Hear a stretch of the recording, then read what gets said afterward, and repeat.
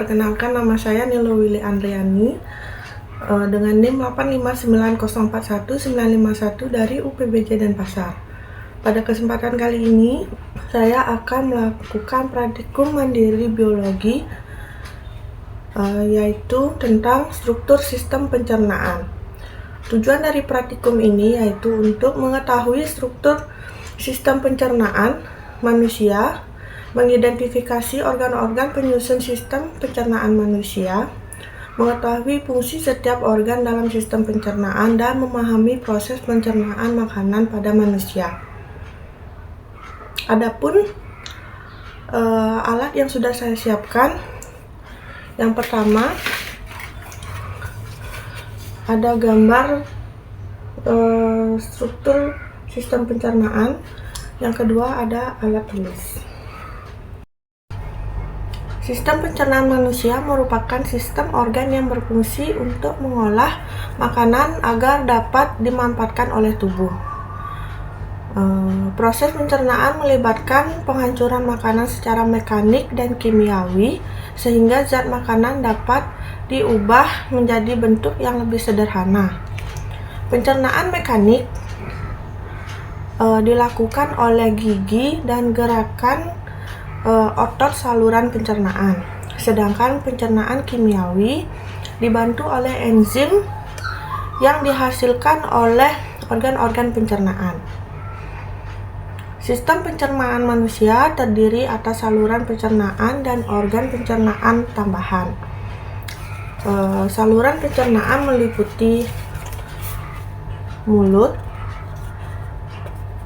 esofagus atau kerongkongan, lambung, usus halus, usus besar, dan rektum. Lalu ada anus. Selain itu terdapat juga organ tambahan seperti hati, pankreas, dan kantung empedu yang membantu proses pencernaan melalui produksi enzim dan cairan empedu.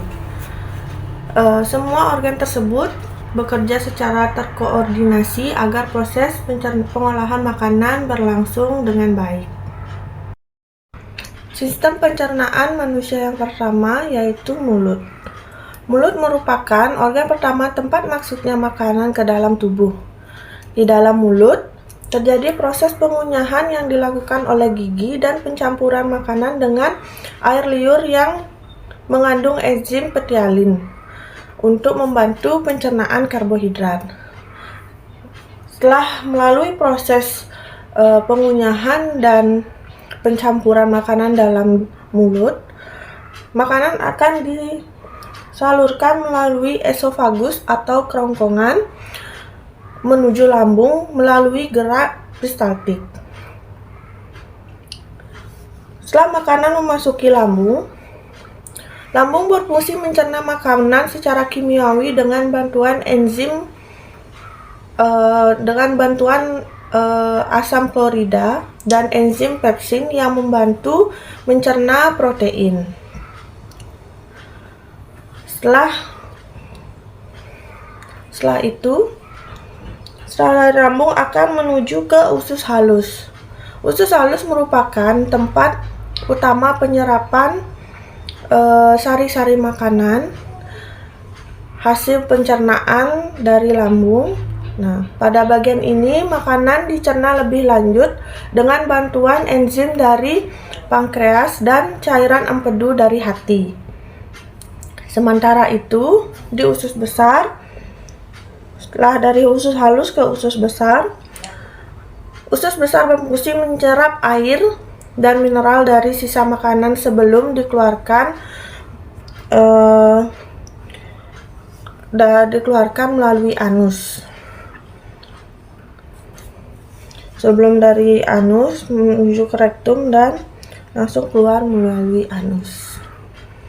Organ-organ tersebut memiliki fungsi yang berbeda-beda tapi saling berkaitan dalam menjaga kebutuhan nutrisi tubuh manusia. Berdasarkan hasil praktikum yang telah dilakukan, dapat disimpulkan bahwa sistem pencernaan manusia terdiri atas beberapa organ yang saling bekerja sama dalam proses pengolahan makanan. Organ-organ tersebut meliputi mulut, esofagus atau kerongkongan, lambung, usus halus, usus besar, rektum, dan anus, yang masing-masing memiliki fungsi berbeda. Proses pencernaan dimulai dari mulut sebagai tempat pencernaan makanan secara mekanik dan kimiawi. Kemudian makanan diteruskan ke lambung melalui kerongkongan atau esofagus untuk dicerna lebih lanjut. Diserap sari-sarinya di usus halus, dan sisa makanan diproses di usus besar sebelum dikeluarkan melalui anus. Sebelum dikeluarkan oleh anus, sementara sisa makanan akan disimpan di rektum dan akhirnya dikeluarkan melalui anus. Seluruh organ bekerja sama secara teratur untuk membantu tubuh memperoleh zat gizi dan energi yang dibutuhkan.